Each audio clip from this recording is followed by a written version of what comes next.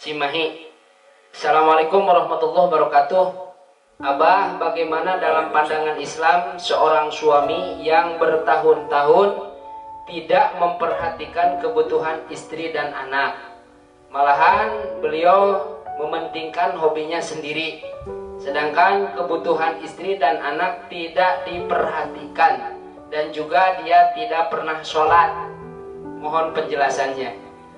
Saya menyarankan kepada ibu yang bertanya segera datang ke toko material, membeli semen, membeli besi, membeli batu kerikil, cor Abadikan. cor halungkeun ka walungan riweuh alhamdulillah tara salat tara maraban anak pamajikan ngan dikawin teh hungkul riweuh. Ya, pandangan saya menurut agama ataupun masyarakat ataupun manusia itu adalah sampah masyarakat, sampah manusia.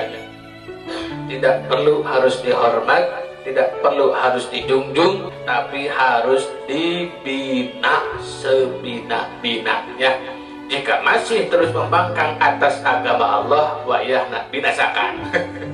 Binasakan kebodohannya, bukan orangnya, jangan agama. Pencet, jangan dibunuh orangnya, bunuh kebodohannya, bunuh kemalasannya, ya. Tetap senjata kita yang terakhir adalah doa mukhul ibadah. Doa adalah otaknya ibadah kepada Allah. Doakan saja, dan kita doakan semoga orang yang bersangkutan suaminya ini diberikan hidayah taufik oleh Allah Subhanahu wa ta'ala. Dilanjut masih dari hamba Allah. Assalamualaikum warahmatullahi wabarakatuh. Abah, suami saya selingkuh, masya Allah, sudah 3 kali. Saya bingung karena anak saya sudah 3 dan masih kecil-kecil. Bagaimana cara menanggapinya? Dan amalan apa yang harus dibaca supaya suami saya bisa berubah? Dicor nih itu tadi. Ayo membaca Quran surat Ar-Ra'd juga namanya. Pertama, kalau yang ditanyakan adalah kebingungan, jika kita sadar apa yang terjadi dengan takdir Allah yang berikan kepada kita, jangan sampai bingung kita, membuat kita stres dan membuat kita lepas keridhaan kita atas apa yang Allah takdirkan untuk kita. Jadi begini, sepahit apapun hidup yang Allah berikan kepada kita, tugas kita hanyalah menerima takdir Allah. Dan yang lebih pahit daripada diselingkuhi itu banyak kehidupan manusia. Yang lebih pahit dari kita, orang mah ada udah suaminya selingkuh, teboga duit, udah teboga duit, anaknya sakit, udah anaknya sakit, masuk rumah sakit, udah masuk rumah sakit, nggak punya duit lagi. Nah, udah keluar dari rumah sakit, anaknya nggak bisa sekolah, udah nggak bisa sekolah, nggak punya duit lagi. Itu banyak yang lebih sakit dan perih daripada kita. Tugas kita di dunia hanyalah menerima takdir Allah. Pertama. Kedua, amalan yang harus kita lakukan adalah amalan sobar. Allah sudah memberikan jalan dan solusi kepada kita. Wasta'inu bis-sabri was-shalah. Jika kita sudah bersabar, memintalah kepada Allah, pertolongan kepada Allah dengan sholat. Sholat mah osok, sholat mah sering tidak ketinggalan, tapi kekurangan sholat kita perbaiki. Contoh, agar kehidupan kita diselamatkan oleh Allah Subhanahu wa ta'ala, suaminya disolehkan, anaknya disehatkan, seluruhnya, maka sholatlah Anda. Karena dulu baginda Nabi ketika menghadapi situasi sulit, menghadapi kepedihan yang luar biasa, selalu berdoa bermunajat kepada Allah dengan memperbanyak sholat. Seperti apa sholatnya? Cobalah dari maghrib sampai isya terus sholat, jangan berhenti. Maghrib sampai isya, ba'diyah 2 rakaat, awabin 20 rakaat, itu sampai adzan isya. Selesai sholat isya, ba'diyah isya 2 rakaat, lanjutkan lagi dengan witir 11 rakaat sampai ke subuh. Jangan berhenti sholat, curhatlah Anda kepada Allah Subhanahu wa ta'ala. Karena jika kita terlalu banyak curhat kepada manusia, manusia tidak akan ada yang mampu membereskan problem kehidupan kita.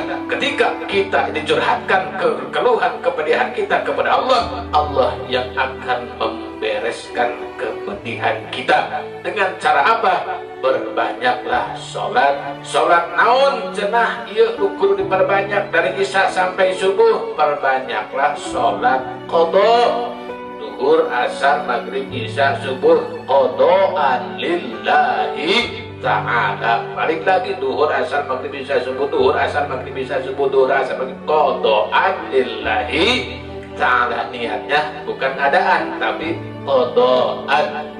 Kenapa? Karena satu-satunya cara kita untuk berhadapan langsung kepada Allah. Kenapa?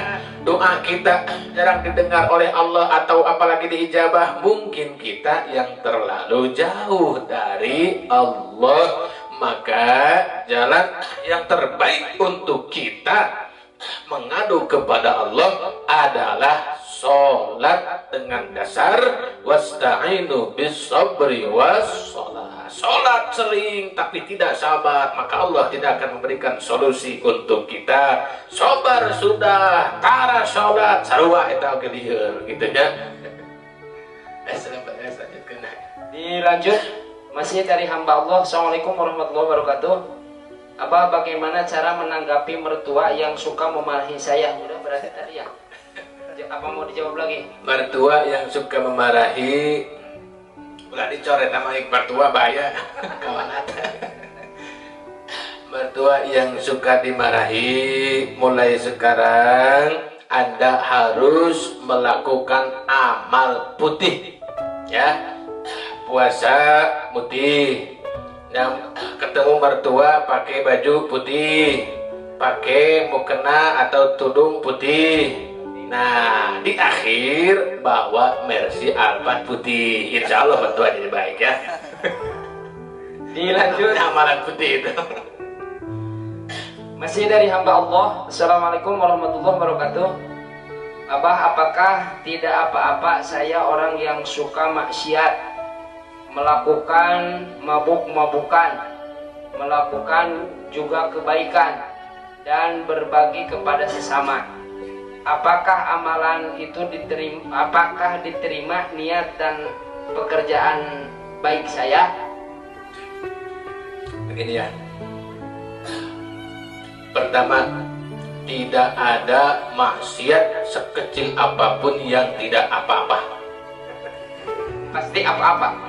Sekali lagi, tidak ada maksiat sekecil apapun yang tidak apa-apa. Kenapa tidak apa-apa? Karena seringan-ringannya siksaan di akhirat adalah diberikan apa namanya sih? Baraknya api neraka segede siki salak. Siki salak, biji salak diinjak oleh kaki kita, saking panasnya barak api neraka, baraknya ya bukan apinya, barak api neraka, maka otak kita mendidih. Itu seringan-ringannya siksaan akhirat atau neraka. Maka tidak ada maksiat yang tidak ada apa-apa, itu paling ringan tuh. Yang paling panas ya lebih dahsyat dari yang kita bayangkan, itulah akhirat ataupun api siksa neraka yang dimurkai oleh Allah Subhanahu wa taala. Dan mohon maaf, tidak ada maksiat yang tidak mendatangkan murka Allah. Sekali lagi, maksiat sekecil apapun itu berpotensi mendatangkan murka Allah. Apalagi dosa besar, apalagi dosa yang terus menerus. Dan yang paling berbahaya adalah dosa yang tidak diakui dosa maksiat yang disombongkan di hadapan Allah Subhanahu wa taala, ya. Itu yang paling berbahaya. Udah mabok bangga nih, gua nih tukang mabok nih. Sekayanya tugas gitu. Dosa yang lebih berbahaya itu adalah, paling berbahaya itu adalah dosa yang disombongkan, gitu ya. Jangankan dosa, amal pun jika disombongkan Allah murka, apalagi dosa yang disombongkan. Sekarang banyak ya. Jadi mensombongkan maksiat. Jangankan maksiat lah, saya sholat, setelah sholat bangga dan sombong. Ente kunaon tara sholat? Ente kenapa nggak sholat? Nih gua nih sholat tuh barusan di masjid. Nih gua tuh barusan berjamaah sholawatan. Sholawat yang disombongkan itulah sholawat yang Allah benci. Jadi tidak semua sholawat Allah sukai dan Allah cintai. Ketika amal kita disombongkan, maka Allah murka. Apapun judul dalam kesombongan atau takabur, maka tidak diperkenankan untuk disombongkan. Jadi tidak ada maksiat yang tidak apa-apa, karena seringan-ringan neraka adalah seberat-berat siksa di dunia, gitu ya. Apa sih baru santai dulunya Nabi terakhir? Apakah diterima niat dan pekerjaan baik saya? Nah, pertama niat pekerjaan baik nanti masuknya amal ibadah sebenarnya. Nah, jika Bapak Ibu yang bertanya berbuat baik kepada saya, maka saya patut menjawab, karena amal ibadah itu yang menerima bukan saya, tapi Allah Subhanahu wa ta'ala. Soal amal yang diterima, tidak ada satu manusia pun yang diberikan kepastian oleh Allah. Saya sholat, saya pun sholatnya belum tentu diterima, gitu ya. Seorang ahli ibadah sholat belum tentu diterima oleh Allah, karena Allah punya hak kebesaran tersendiri atas diterima atau tidaknya amal ibadah seseorang. Kenapa? Karena Allah adalah maha segala-gala, maha penguasa dari seluruh penguasa. Wajar penguasa sombong, wajar Allah yang maha gagah sombong. Orang yang seenaknya menerima amal ibadah itu Allah Subhanahu wa ta'ala, karena Allah mempunyai sifat al-mutakabbir. Allah adalah maha sombong. Akan tetapi Allah membuat aturan di dunia melalui syariat dan agama. Siapapun orang yang sholat dengan hati ikhlas lillahi ta'ala, tujuan hanya mencari ridho Allah, insya Allah sholat kita diterima. Meskipun sholat ribuan rakaat, jika sholatnya hanya karena malu kepada manusia, jika sodakonya karena hanya ingin dipuji oleh manusia, maka tidak ada jaminan sholat dan sodako Anda diterima oleh Allah Subhanahu wa ta'ala. Tapi sodako sekecil apapun, sholat seringkes apapun, jika sholatnya ikhlas lillahi ta'ala, yang dicari hanyalah ridho Allah, itu ada jaminan dari agama bahwa sholat kita diterima. Simpulna, kesimpulanana bahwa beramallah Anda, perbanyaklah amal Anda dengan dasar ikhlas lillahi ta'ala.